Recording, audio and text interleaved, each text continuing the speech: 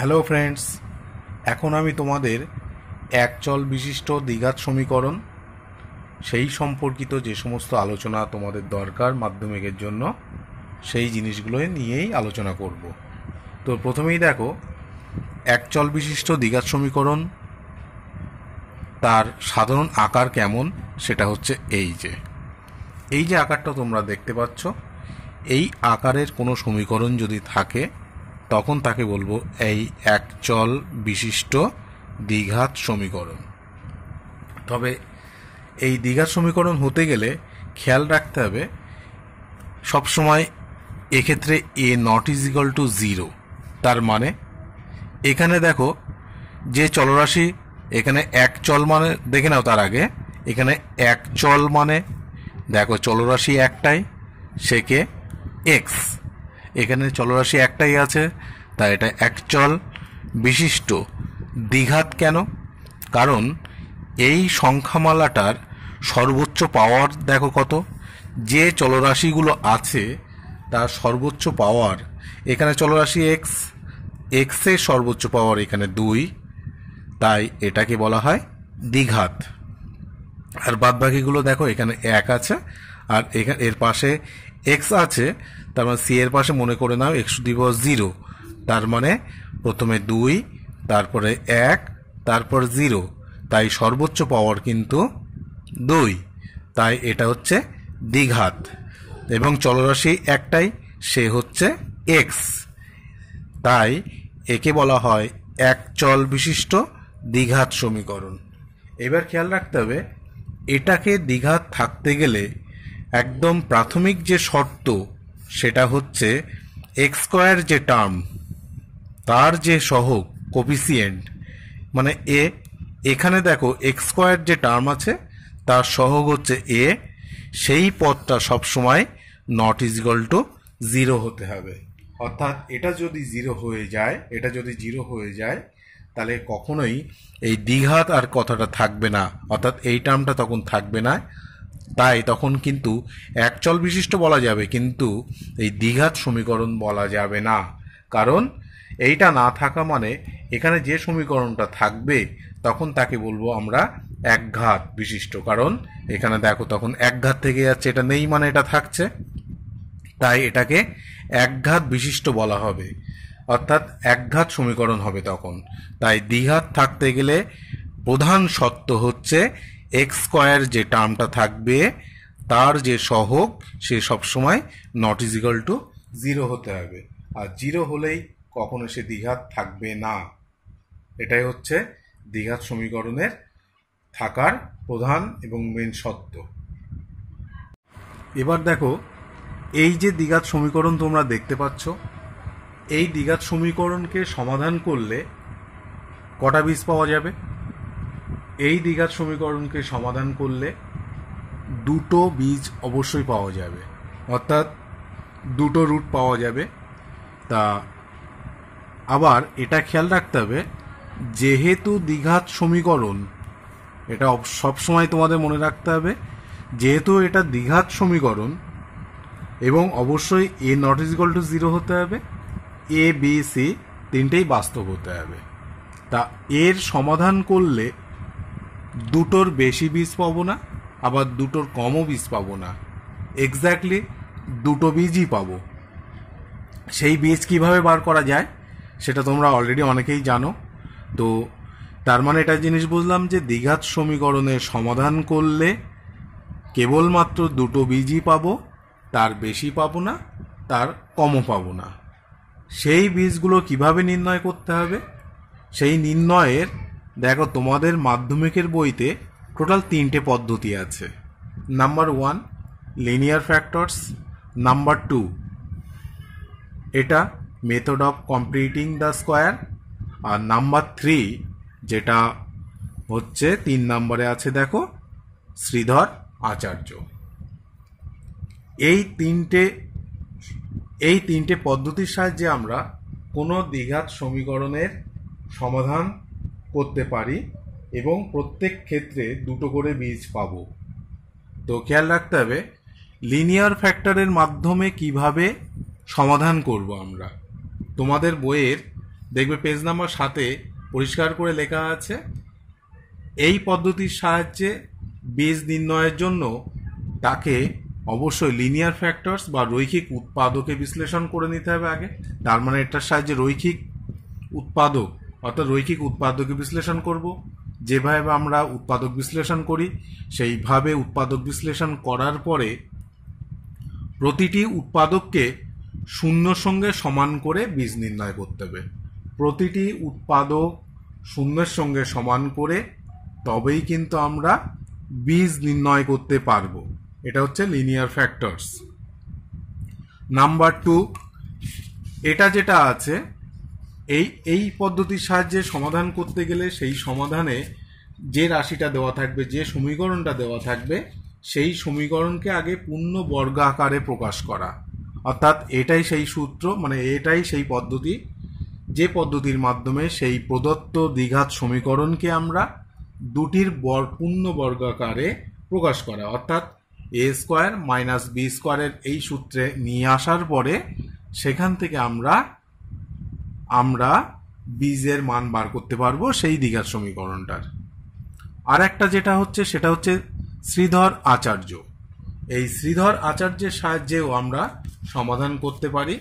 তো দেখো শ্রীধর আচার্যের সাহায্যে যে সমাধান পদ্ধতিটা সেটা দেখো আগে, আমি এটা দেখাচ্ছি, আর বাদ বাকিগুলো যে দুটো আছে এটা আর এটা পরে আমি যখন অঙ্ক কষাবো চ্যাপ্টার ধরে ধরে তখন আমি বুঝিয়ে দেবো, যেহেতু তোমাদের জানা আছে। তোমাদের ক্ষেত্রে একদম সম্পূর্ণ নতুন সেটা হচ্ছে শ্রীধর আচার্য। এই শ্রীধর আচার্যের সাহায্যে যে সূত্রটা আমরা পাই, অর্থাৎ সরাসরি সমাধান সমান লিখছি, দেখো সরাসরি সমাধান সমান এক্স সমান, খেয়াল রাখতে হবে এই জায়গাটায়, এই সেই দ্বিঘাত সমীকরণ। এটা এই দ্বিঘাত সমীকরণ থেকে সরাসরি আমরা মান বার করতে পারবো। এরকম ভাবে লিখতে হবে, দেখো মাইনাস বি প্লাস মাইনাস রুটের মধ্যে B square minus 4ac by 2a। এটা হচ্ছে শ্রীধর আচার্যের সমাধান পদ্ধতি। অর্থাৎ কোনো দ্বিঘাত সমীকরণ যদি এরকম দেওয়া থাকে সেইখান থেকে আমাদের সমাধান অর্থাৎ বীজ বার করতে গেলে সেই সমীকরণ থেকে এক্স স্কোয়ারের সহগ, এক্স এর সহগ আর এক্স বর্জিত পদ, অর্থাৎ এই তিনটে মান যদি জানতে পারি, সেই তিনটে মানকে আমরা এইখানটায় যদি বসিয়ে দিই তাহলে সরাসরি এক্স এর দুটো মান পাবো। যেহেতু দ্বিঘাত সমীকরণ তাই দুটো মানই পাবো। এটাই হচ্ছে শ্রীধর আচার্যের সূত্র।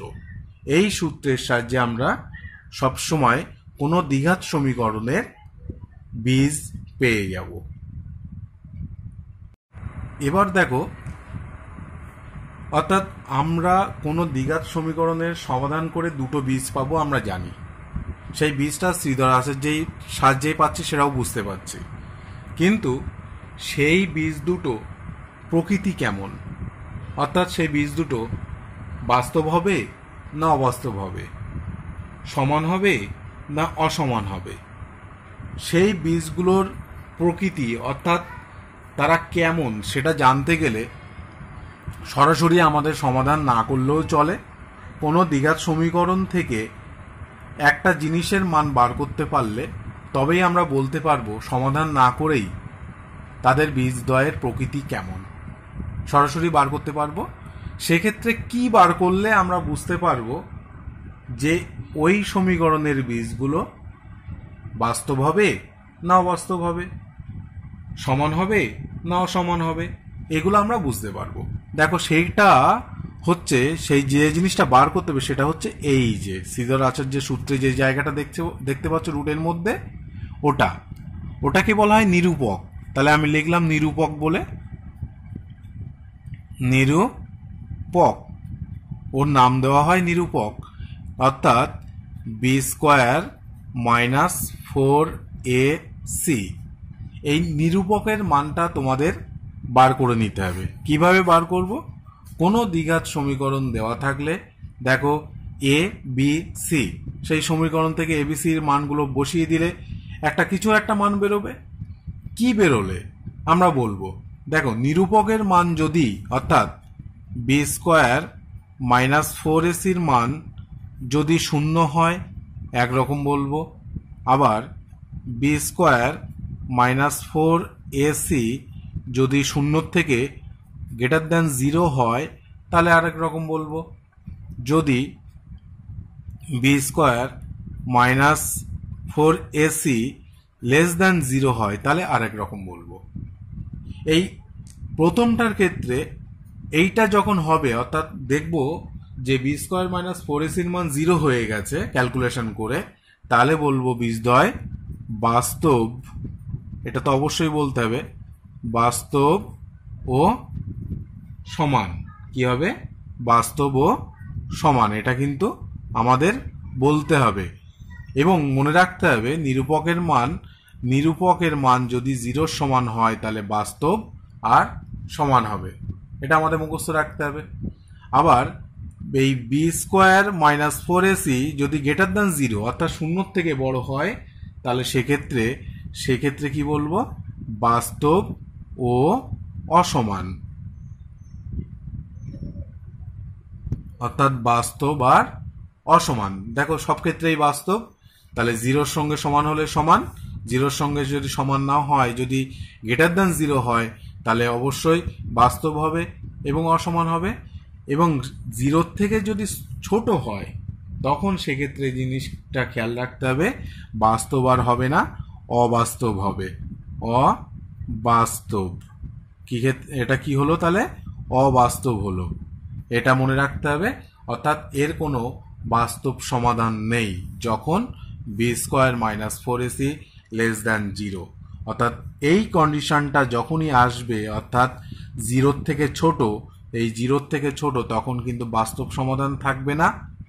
এবার এক্ষেত্রে একটা কথা বলে রাখি, যেহেতু তোমরা ক্লাস 10, তাই ক্লাস 10-এর জন্য এই দুটো কন্ডিশন সবসময় আসবে এবং যখনই আসবে তখন তোমাদের সমাধান করে দেখাতে হবে, হয় শ্রীধর আচার্যের সাহায্যে আর তা না হলে লিনিয়ার ফ্যাক্টরের সাহায্যে। Method of completing the square অর্থাৎ পূর্ণবর্গ আকারে না করলেও তখন চলে যাবে। তোমাদের সাধারণত তোমরা সমাধান করবে কোন কোন পদ্ধতিতে, হয় প্রথমটা আর তা না হলে 3 নাম্বারটা।